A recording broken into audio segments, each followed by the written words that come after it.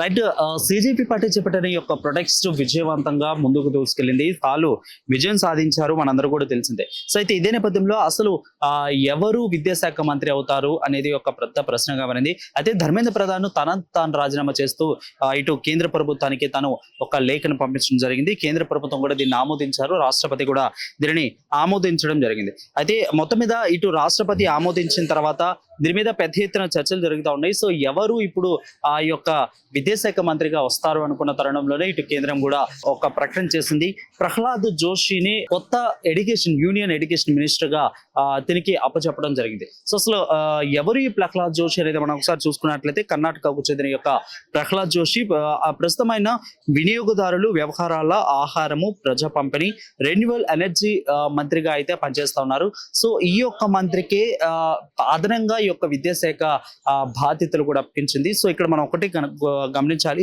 So అంటే అదనంగా బాధ్యతలు అప్పగించింది అంటే ఇతన్ని కంటిన్యూ చేస్తారా, లేదు అంటే కొద్ది రోజుల తర్వాత మళ్ళీ ఒక ఫుల్ ఫ్లెడ్జ్ మంత్రిగా ఎవరినైనా నియమించే అవకాశాలు ఉన్నాయా అనేది కూడా మనం చూడాలి. సో ఇక ఈయనకి ఈ యొక్క అదనపు బాధ్యతలు నిన్న రాత్రి నుంచి అప్పచెప్పడం జరిగింది. అయితే అసలు ఈయన ఎవరు అనేది ఒకసారి మనం క్లారిటీగా చూద్దాం. 2004లో మొదటిసారిగా ఈయన లోక్సభకు ఎన్నిక అవడం జరిగింది, ఈ యొక్క ప్రహ్లాద్ జోషి.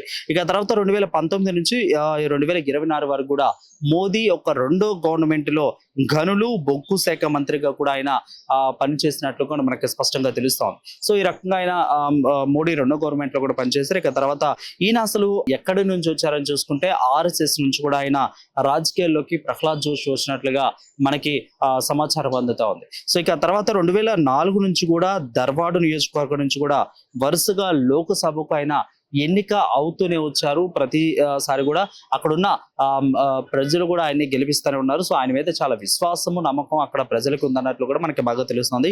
ఇక ఓటమి అన్నదే లేకుండా దాదాపుగా ఆయన 5 సార్లు ఎంపీగా గెలుస్తూ వచ్చారు. సో అక్కడ తన విశ్వాసాన్ని, నమ్మకాన్ని కూడా ఆయన నిలబెట్టుకున్నారని కూడా చెప్పాలి ప్రజల మధ్యన. సో అయితే ఈ యొక్క ప్రహ్లాద్ జోషికి అదనపు బాధ్యతలు గత రాత్రి నుంచి కూడా అప్పచెప్పడం జరిగింది. సో ఇక్కడ మనం ఇందాక మాట్లాడుకున్నట్లు అదనపు బాధ్యతలు అప్పచెప్పారు, కానీ ఫుల్ ఫ్లెడ్జ్ గా అయితే ఆయనకు అప్పచెప్పట్లేదు అన్నట్లు కూడా మనకు తెలుస్తా ఉంది. సో అదనపు బాధ్యతలు అప్పచెప్పారంటే కొద్ది రోజుల వరకు కూడా వెయిట్ చేసి ఎవరికన్నా ఈ యొక్క మళ్ళీ ఒక మంత్రి యొక్క బాధ్యతలు అప్పగిస్తారా, లేదు అంటే మళ్ళీ ప్రహ్లాద్ జోషిని తీసుకొచ్చి ఒక ఎడ్యుకేషన్ యూనియన్ మినిస్టర్ గా వేసేసి ఆయన ప్రస్తుతం చేస్తున్న ఈ యొక్క వ్యవహారాల, ఆహారము, వినియోగదారుల వ్యవహారము, ఆహారము, అదే ప్రజా పంపిణీ, రెన్యువల్ ఎనర్జీ మంత్రిగా ఆయన చేస్తున్న దాన్ని ఎవరికైనా అప్పగిస్తారని చూడాలి. సో దీనికంటే ముందుగా ఎవరికైనా నిన్న వదంతులు ఏదైతే వచ్చినాయి, వదంతులు అంటే ఇటు ఆర్థిక శాఖ నుంచి నిర్మలా సీతారామన్ తప్పించి ఒక కేబినెట్ మీటింగ్ లో చర్చలు జరిపిన తర్వాత ఆర్థిక యొక్క శాఖ నుంచి తప్పించి ఆమెకి ఎడ్యుకేషన్ మినిస్టర్ ఇస్తారు అన్న వార్తలు అయితే కూడా వచ్చినాయి. సో దీంట్లో ఎంతవరకు వాస్తవం ఉందనేది కూడా మనకు తెలియదు. ప్రస్తుతానికైతే కేంద్ర ప్రభుత్వం మాత్రం ఒకే నిర్ణయం తీసుకుంది. ప్రహ్లాద్ జోషిని యూనియన్ ఎడ్యుకేషన్ మినిస్టర్ గా అయితే ప్రెసెంట్ అపాయింట్ చేసానికి అదనపు బాధ్యతలు అప్పగించడం జరిగింది. సో దీని మీద ఇటు కేంద్ర ప్రభుత్వం పూర్తిగా దృష్టిని సారించింది. అంటే మొన్న జరిగిన తప్పులను కూడా ఈసారి ఎట్టి పరిస్థితుల్లో కూడా జరగకుండా, అలాంటి ఏమీ కూడా ఇక్కడ రాకుండా కేంద్ర ప్రభుత్వం కూడా పూర్తి ఫుల్ ఫ్లెడ్జ్ గా ప్రహ్లాద్ జోషిని నియమించడం జరిగింది అన్నట్లు కూడా మనకు క్లారిటీగా వస్తుంది. సో చూద్దాం దీని మీద కంటిన్యూ అవుతుందా, లేదు అంటే ఏమైనా మార్చే ఆలోచనలు ఉన్నారా. ప్రహ్లాద్ జోషి కానీ అంటే కొత్త మంత్రిని అపాయింట్ చేసే వరకు కూడా ప్రహ్లాద్ జోషి కానీ దీన్ని ఫుల్ ఫ్లెడ్జ్ గా కంటిన్యూషన్ గా విద్యార్థుల మన్నలను పొందిన వ్యక్తిగా, అదేవిధంగా భారత్ యావత్ యూత్ మన్నలను పొందిన వ్యక్తిగా ఆయన కానీ ఒకవేళ ఉంటే, ఎందుకంటే 5 సార్లు ఎంపీగా ఓటమి చవి చూడకుండా గెలిచిన యొక్క ఎంపీగా ఉన్నారు కాబట్టి అఫ్ కోర్స్ అక్కడ ప్రజల నమ్మకం ఉంటుంది.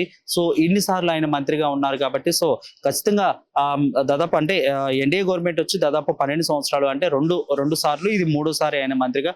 సో మిగిలిన 2 సార్లు కూడా ఆయన అంటే అంతకుముందు ఒక 10 సంవత్సరాలు కూడా గెలిచారు కాబట్టి, అంటే ఆల్రెడీ ఆయన రాజకీయాల్లో ఉన్నారు కాబట్టి సో ఆయన మీద ప్రజల నమ్మకం ఉంది కాబట్టి ఏమన్నా ఇది కంటిన్యూ అవకాశాలు ఉన్నాయని కూడా మనం చూడాలి. కెమెరామెన్ నరేష్, ఆంధ్రప్రభ నుంచి వరుణ్, హైదరాబాద్.